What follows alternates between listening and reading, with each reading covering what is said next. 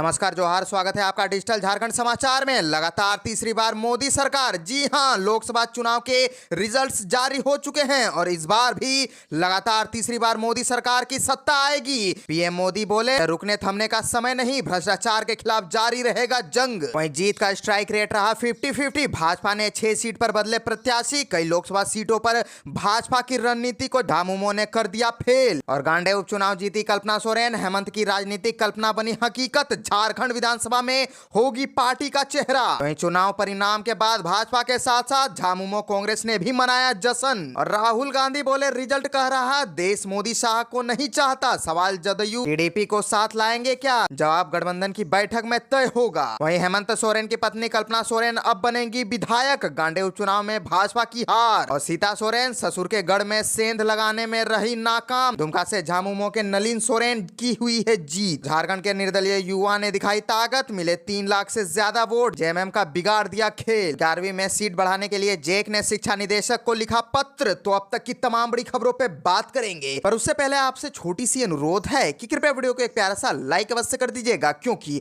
आपका एक लाइक करना ही हमारे मेहनत का फल होता है। तो शुरुआत करते हैं आज की पहली और बड़ी खबर से। इस वक्त की बड़ी खबर लोकसभा चुनाव 2024 को लेकर के आ रही है, जहां लगातार तीसरी बार मोदी सरकार की सत्ता आ गई है। जी हां, लोकसभा रिजल्ट्स 2024 के परिणाम जारी हो चुके हैं और पीएम मोदी, रुकने थमने का समय नहीं, भ्रष्टाचार के खिलाफ जारी रहेगी जंग। पीएम मोदी ने रिजल्ट्स के बाद दी भाषण। दरअसल लगातार तीसरी बार राजद के स्पष्ट बहुमत के साथ जीत हासिल करने के बाद प्रधानमंत्री नरेंद्र मोदी ने साफ कर दिया है कि पिछले 10 सालों से जारी जन कल्याणकारी, महिला सशक्तिकरण और विकास की योजनाओं को जारी रखा जाएगा। विकसित भारत के निर्माण का संकल्प दोहराते हुए उन्होंने कहा कि रुकने का थमने का समय नहीं है। प्रधानमंत्री ने भ्रष्टाचारियों को मिल रहे राजनीतिक समर्थनों पर चिंता जताते हुए साफ किया कि तमाम चुनौतियों के बाद भी भ्रष्टाचार के खिलाफ कार्रवाई जारी रहेगी। पिछली बार की तुलना में कम सीटें मिलने पर विपक्ष के हमलों का जवाब देते हुए प्रधानमंत्री मोदी ने कहा कि भाजपा ने अकेले जितनी सीटें जीती है, उनकी सीटें एकजुट विपक्ष भी नहीं जीत पाया। कांग्रेस को आईना दिखाते हुए प्रधानमंत्री अरुणाचल प्रदेश, सिक्किम, उड़ीसा और आंध्र प्रदेश के विधानसभा चुनावों में भाजपा और सहयोगी दलों की जीत का भी हवाला दिया। प्रधानमंत्री ने बिहार और आंध्र प्रदेश में राजग के शानदार प्रदर्शन का श्रेय मुख्यमंत्री नीतीश कुमार और चंद्रबाबू नायडू को दिया है। अपनी मां के निधन के बाद पहली बार चुनावी जीत को अपने लिए भावुक पल बताते हुए उन्होंने कहा कि चुनाव प्रचार के दौरान माताओं और बहनों से मिले प्यार ने मां की कमी महसूस नहीं करने दी। जीत का स्ट्राइक रेट रहा 50-50। भाजपा ने 6 सीट पर बदले प्रत्याशी। कई लोकसभा सीटों पर भाजपा की रणनीति को झामुमो ने कर दिया फेल। दरअसल भाजपा ने इस बार झारखंड के 6 लोकसभा निर्वाचन क्षेत्रों में प्रत्याशी बदले हैं। इनके जीत हार का स्ट्राइक रेट 50-50 रहा। सिंहभूम ने गीता कोड़ा, लोहरदगा से समीर उरांव तो दुमका से सीता सोरेन हारने वाली की सूची में है, जबकि धनबाद से ढुल्लू महतो, चतरा से कालीचरण सिंह और हजारीबाग से मनीष जायसवाल ने बाजी मारी है। झारखंड की सबसे हाई प्रोफाइल सीट खूंटी की बात करें तो यहाँ पर केंद्रीय मंत्री अर्जुन मुंडा को हार का सामना करना पड़ा। उन्हें कांग्रेस प्रत्याशी कालीचरण मुंडा से 1,49,675 वोटों से हार का सामना करना पड़ा। वहीं दुमका सीट झामुमो के कब्जे में रही। हाल ही में भाजपा का दामन थामने वाली सीता सोरेन को झामुमो प्रत्याशी नलिन सोरेन ने 22,527 वोटों से हार का सामना करना पड़ा। रांची लोकसभा सीट से भाजपा प्रत्याशी संजय सेठ ने कांग्रेस की यशस्विनी सहाय को 1,20,512 वोटों से हराया। वहीं गोड्डा लोकसभा सीट पर निशिकांत दुबे ने एक बार फिर से बाजी मारी है। उन्होंने अपने निकटतम प्रतिद्वंदी कांग्रेस प्रत्याशी प्रदीप यादव को 1,01,813 वोटों से हरा दिया है। वहीं चतरा लोकसभा सीट से भाजपा के कालीचरण सिंह ने के.एन. त्रिपाठी को हरा दिया। कालीचरण सिंह ने उन्हें 2,20,959 वोटों से हरा दिया। पलामू लोकसभा की बात करें तो बी.डी. राम ने राजद की ममता भूइयां को 2,88,807 वोटों से हरा दिया। सिंहभूम से जोबा मांझी ने भाजपा की गीता कोड़ा को 1,68,402 वोटों से हरा दिया। बता दें कि गीता कोड़ा हाल ही में कांग्रेस छोड़कर भाजपा की सदस्यता ग्रहण की थी। वहीं हजारीबाग सीट से बीजेपी के मनीष जायसवाल ने कांग्रेस प्रत्याशी जेपी पटेल को 2,76,686 वोटों से हरा दिया है। वहीं गिरिडीह सीट से चंद्र प्रकाश चौधरी ने एक बार फिर से बाजी मारी है। उन्होंने झामुमो के मथुरा महतो को 80,880 वोटों से हरा दिया। हालांकि मथुरा महतो को जयराम महतो ने भी कड़ी टक्कर दी।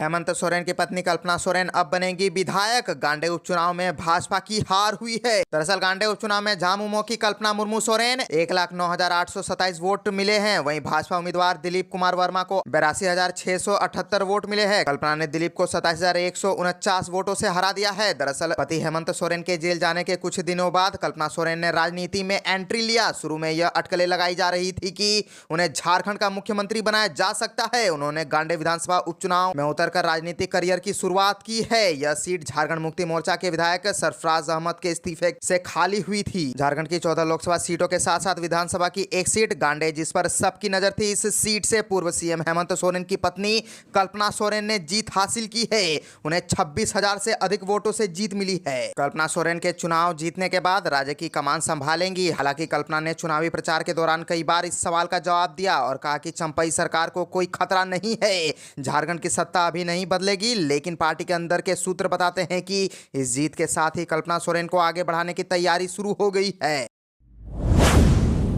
झारखंड के निर्दलीय युवा ने दिखाई ताकत, मिले 3 लाख से ज्यादा वोट। जेएमएम का भी बिगाड़ दिया खेल। दरअसल झारखंड में भारतीय जनता पार्टी के नेतृत्व वाले एनडीए गठबंधन को झटका लगा है। 2019 के मुकाबले एनडीए को यहां 3 सीटों का नुकसान होता हुआ दिखाई दे रहा है। शाम तक आए चुनाव रुझानों में भाजपा को 8, झामुमो को 3, कांग्रेस को 2 और आजसू 1 सीट पर बढ़त बनाए हुए थी। इन सबके बीच झारखंड की एक सीट, जिसकी एक निर्दलीय प्रत्याशी की वजह से काफी चर्चा में रही, वो है गिरिडीह लोकसभा सीट। यहाँ से एक युवा निर्दलीय प्रत्याशी को 3,40,000 से ज्यादा वोट मिले। झारखंड की गिरिडीह लोकसभा सीट की काफी चर्चा में रही। यहां जेएमएम, आजसू और निर्दलीय प्रत्याशी के बीच त्रिकोणीय मुकाबला था। हालांकि आजसू ने यहां की बाजी जीत ली। भाजपा प्रत्याशी को यहां 4.5 लाख से ज्यादा वोट मिले हैं। दूसरे नंबर पर जेएमएम प्रत्याशी मथुरा प्रसाद महतो रहे। इस सीट पर सबसे ज्यादा पर्चा युवा उम्मीदवार टाइगर जयराम महतो की रही। हालांकि इस सीट पर जयराम तीसरे नंबर पर रहे, लेकिन लोगों ने उन्हें खूब पसंद किया है। यहाँ जयराम को लगभग 3.5 लाख वोट मिले। झारखंड की गिरिडीह लोकसभा सीट से जेएमएम ने मथुरा प्रसाद महतो को टिकट दिया था। मथुरा प्रसाद के खिलाफ आजसू के चंद्र प्रकाश महतो को टिकट दिया था। उन्होंने सीट जीतकर आजसू की झोली में डाल दी। यहाँ से जेएमएम का खेल बिगाड़ा टाइगर जयराम महतो ने। झारखंड की राजनीति की जानकारी रखने वालों को कहना है कि इस सीट पर जयराम महतो ने जेएमएम का खेल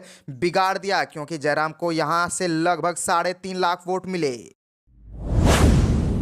11वीं में सीट बढ़ाने के लिए जेक ने शिक्षा निदेशक को लिखा पत्र। झारखंड एकेडमिक काउंसिल ने 11वीं कक्षा में नामांकन के लिए निर्धारित सीट 384 को बढ़ाने के संबंध में प्राप्त अभ्यावेदन पर निर्णय लेने के लिए माध्यमिक शिक्षा निदेशक को पत्र लिखा है। जेक के सचिव सच्चिदानंद वेंदुतिग्गा द्वारा लिखे गए पत्र में कहा गया है कि स्थायी स्वीकृत इंटर महाविद्यालयों द्वारा शैक्षणिक सत्र 2024 से 26 के लिए निर्धारित सीट 384 को बढ़ाने को लेकर अभ्यावेदन दिया गया है। साथ ही झारखंड राज्य वित्त रहित संयुक्त संघर्ष मोर्चा से भी सीट वृद्धि को लेकर एक अनुरोध पत्र प्राप्त हुए हैं। सचिव ने पत्र में यह भी लिखा है कि विदित है कि वित्त रहित शैक्षणिक संस्थान महाविद्यालय अनुदान देने के लिए छात्रों की संख्या के आधार पर स्लैब के साथ अनुदान राशि आवंटन किए जाने का प्रावधान है। सचिव ने 11वीं में नामांकन के लिए अपने स्तर पर सीट वृद्धि के संबंध में अग्रेतर कार्यवाही करने का अनुरोध शिक्षा निदेशक से किया है। इंटर कॉलेजों के प्रत्येक संकाय में 384 सीटों पर नामांकन लेने के लिए निर्णय का विरोध हो रहा है। इस संबंध में झारखंड राज्य वित्त रहित संयुक्त संघर्ष मोर्चा ने जेक के सीट निर्धारण के विरोध में सड़क से लेकर न्यायालय तक संघर्ष करने की बात कही है।